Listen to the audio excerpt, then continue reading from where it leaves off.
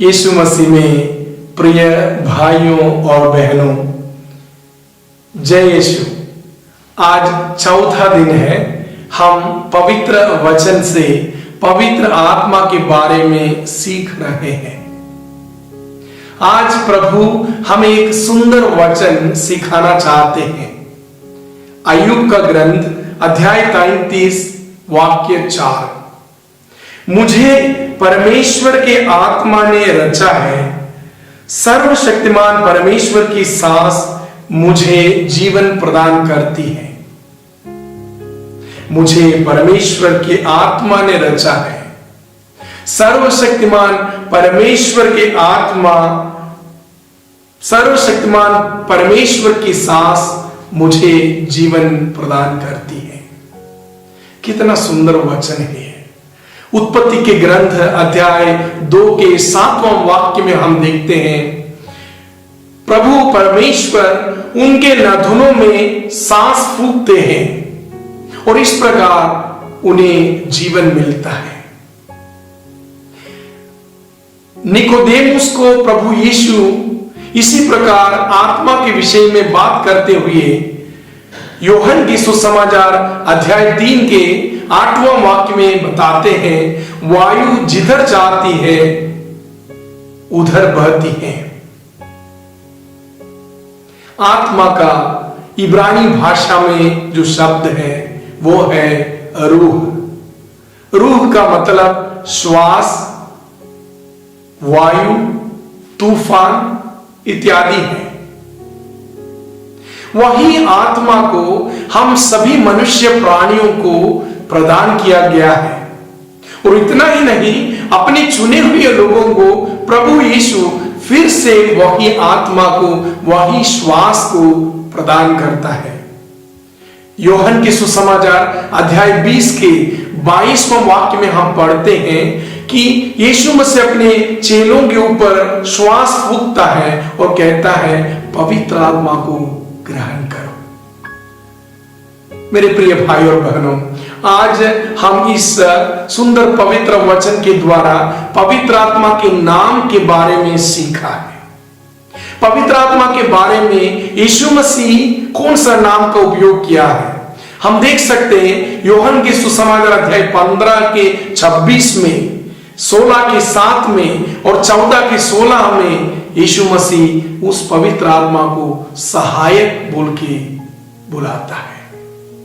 यूहन्ना के सुसमाचार अध्याय 16 के 13 में, 13वां वाक्य में परमेश्वर के बेटा यीशु मसीह पवित्र आत्मा को सत्य का आत्मा पुकारता है। अगर हम संत पौल के पत्रों की ओर ध्यान दें, संत पौल गलातियों के नाम पत्र अध्याय 3 के 14 में प्रतिज्ञा की गई आत्मा बताता है। रोमियो के नाम पत्र अध्याय 8 के 15 में दत्तक संतान बनाने वाली आत्मा के बारे में बताता है। रोमियो के नाम पत्र 8 के 9 में मसीह का आत्मा के नाम से पुकारता है। रोमियो के नाम पत्र 8 के 9 में परमेश्वर का आत्मा कहा गया है। कुरिन्थियों के नाम दूसरा पत्र अध्याय 3 के 7 में प्रभु का आत्मा बताया गया है। संत पत्रस अपने पत्र में पहला पत्र के 14 अध्याय के 14वां वाक्य में महिमा का आत्मा बोल के पवित्र आत्मा को पुकारते हैं, बताते हैं। इस प्रकार मेरे प्रिय भाई और बहनों, अलग अलग नाम इस आत्मा को दिया गया है जो परमेश्वर का आत्मा है। पवित्र आत्मा का कितने सुंदर नाम है। आज हम उन नामों को सीखा। आज हमने ये भी सुना कि उस पवित्र आत्मा की सांस हमें जीवन प्रदान करती है। जी हाँ भाई और बहनों, हमारी जिंदगी में कभी कभी हम उसके बारे में नहीं सोचते। हम जो जिंदे रहते हैं, हर एक श्वास में पवित्र आत्मा है। मैं एक छोटी सी कहानी, या तो एक घटना, कहानी नहीं है, एक घटना को बताते हुए इस प्रवचन को समाप्त करना चाहूंगा। एक कहानी मैंने सुना, ये एक घटित घटना है। इटली देश में एक बुजुर्ग व्यक्ति जो एकदम बीमार में पड़ा था, उसको सांस लेने में तकलीफ था, उसको वेंटिलेटर में रखा गया था। कुछ दिनों के बाद वो कंप्लीट पूर्ण रूप से ठीक हो गया। ठीक होने के बाद उन्होंने अपना बिल पेमेंट करने के लिए, बिल को पटाने के लिए वो कैश काउंटर में जाता है। पैसा देने के लिए जो बिल उनके हाथ में आया तो उसने फुट फुट कर रोया। इसको देखकर वहां खड़े एक डॉक्टर ने उनसे पूछा, आप क्यों रो रहे हो? इस बिल ज्यादा हो गया क्या? उस बिल को हम कम कर सकते हैं, आप मत रोइए।